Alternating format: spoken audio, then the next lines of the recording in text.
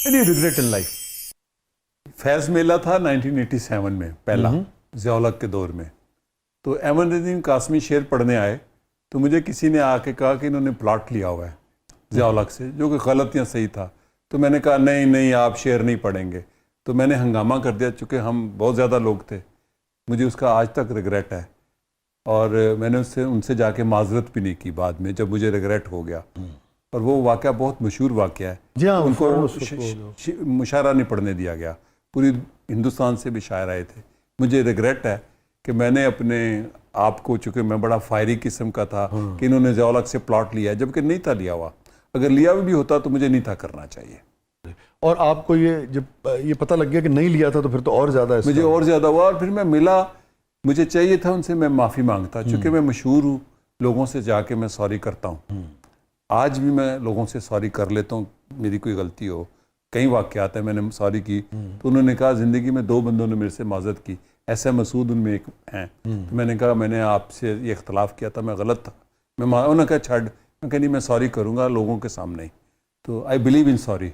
मगर आपका ये कहना है, जो मैं समझ पाया, कि कासमी साहब से आपको मौका नहीं मिला सॉरी करने का? मुझे मौका नहीं, मुझे मिला, मेरी हिम्मत नहीं हुई माजरत करने की। मैं ये कहूँगा आखिरी सालों में मैं मिला उनको, मैं 1-2 बातें करने गया सोन वैली की, अभी उनके गांव भी होके आया हूँ। तो मैं ये कादिर हसन साहब ये सब, हाँ, ये अंगा के हैं, तो मुझे माजरत कर देनी चाहिए थी। अच्छा, इसका डबल रिग्रेट है। हाँ, एक चीज़ बड़ी इंटरेस्टिंग है, मगर कासमी साहब को तो ये इल्म होगा ना कि भाई ये फ़ारूक ने नारे लगाए, फ़ारूक की वजह से ये हुआ। उनको नहीं था पता। अच्छा, उनको पता ही नहीं था। फ़ारूक गोइंदी उसका ऐसा नोन ही नहीं था। अच्छा, उनके मुझे नहीं था कि ये किसने पता चला कि एक शायरा थी, उसने कान में आके कहा था, क्योंकि वो उनके खिलाफ थी, अभी वो हयात है।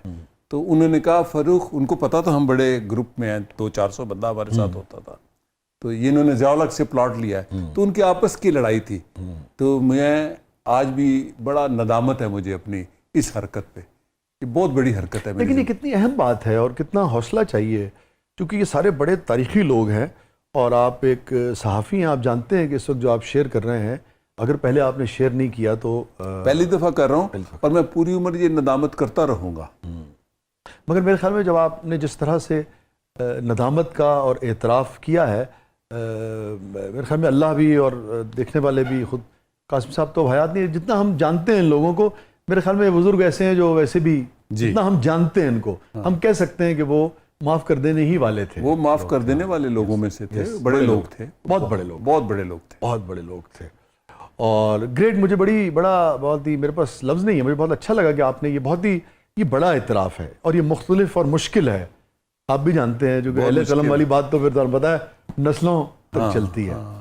ये फरमाइए, कोई गिल्ट? कई ऐसे गिल्ट हैं मेरे कि जिनको मैं बयान भी नहीं कर सकता। मैं नहीं कहता कि मैं फरिश्ता हूँ, लेकिन गिल्ट हैं, क्यों नहीं है, मैं इंसान हूँ ना, मैं फरिश्ता तो नहीं हूँ।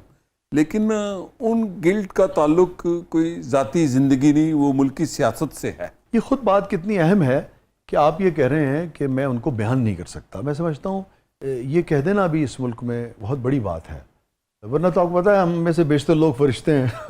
बहुत फरिश्ते हैं। मतलब उनमें एक वाक़या है कि बेजी भुट्टो आई लाहौर 86 में, और उसके बाद उन्होंने एक मीटिंग की। तो बेजी भुट्टो कमरे से निकली तो हम लॉन में बैठे थे, तो वो कहने आई थी कि ये जुलूस क्यों नहीं कामयाब हुआ है। कहती मैं देखने आई पंजाब में क्या हो रहा है। तो मैंने कहा फांसी का फंदा तैयार हो रहा है आपके लिए।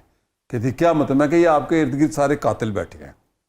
मुझे ये लफ्ज़ नहीं थे इस्तेमाल करने चाहिए, और वो रोती हुई अंदर चली गई। मुझे ये लफ्ज़ नहीं थे इस्तेमाल करने चाहिए, गो इसका नुकसान मुझे होता रहा। लेकिन मैंने जब शऊर और बढ़ता रहा तो मैंने ये रियलाइज़ किया कि ऐसे जुमले नहीं इस्तेमाल करने, इसको मैं किसी और तरह बयान कर सकता। एक्सट्रीम लेवल का एक्सप्रेशन है, उससे गुरेज करना चाहिए, हाँ, नुकसान पहुंचा सकते हैं, ये भी मैंने कि ये इफेक्टिव नहीं है। तो वो एज ऐसी थी, चूंकि पूरी जद्दोजहद हम करते आए थे, तो मैं सामने देख रहा था नए नए लोग आ रहे हैं, तो वो मैंने इतना सख्त लफ्ज़ बोला, मोहतरमा बेजी भुट्टो रोना शुरू कर दिया। और अंदर फैसल सालेयात का घर था ये गुलबर्ग में ओरेगा कॉम्प्लेक्स के सामने, वो रोती हुई अंदर चली गई।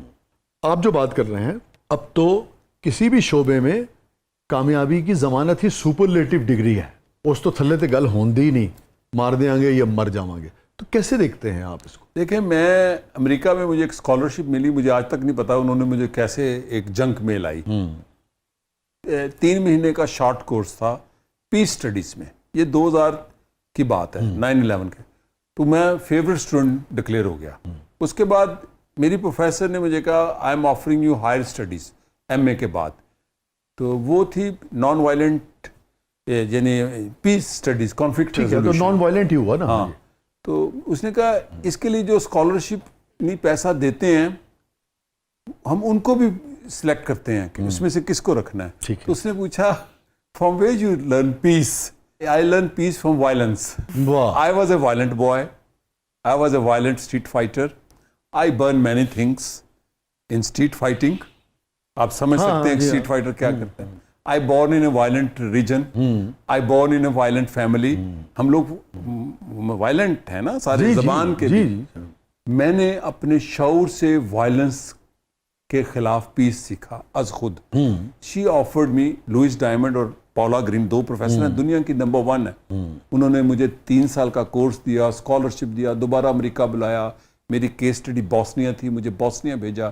तो ये मैंने लर्न किया खुद पढ़ के और मुशाहदे में। अच्छा, एक वाकया मुझे याद आया, मुझे एक कैंपेन के लिए पीपल्स पार्टी ने खुशाब भेजा कि बेनी ने लॉन्ग मार्च करना है नवाज शरीफ के खिलाफ, तो हमने पहुंचना है। मैं बड़ा फायरी ऑरेटर था, तो मैंने तकरीर की कि हमने हर सूरत इस्लामाबाद जाना था। एक बंदे ने कहा मैं जान दे देता।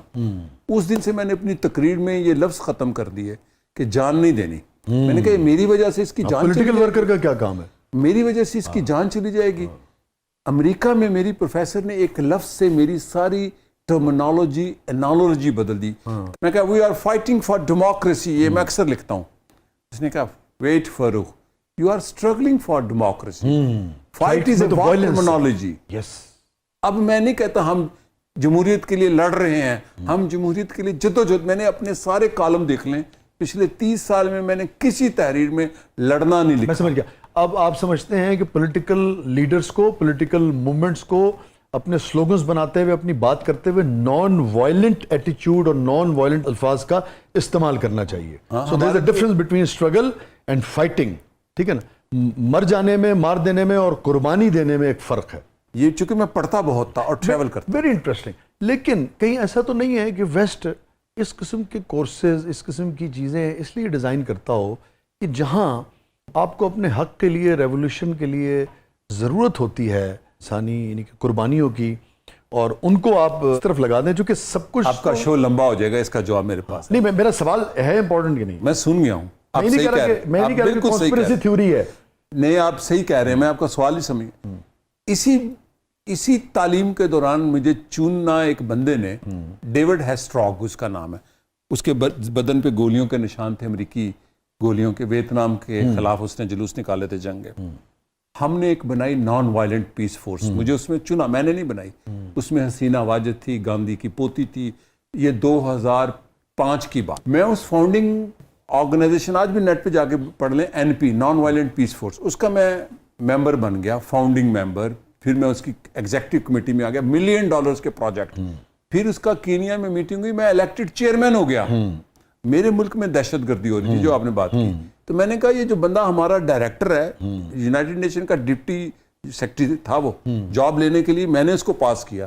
तो मैंने कहा ये सारे प्रोजेक्ट उधर जा रहे हैं जहां अमेरिका के मुफादात हैं। ये जॉर्जिया जा रहा है, ये Guatemala, why not Pakistan? I resigned as a president of non violent peace force.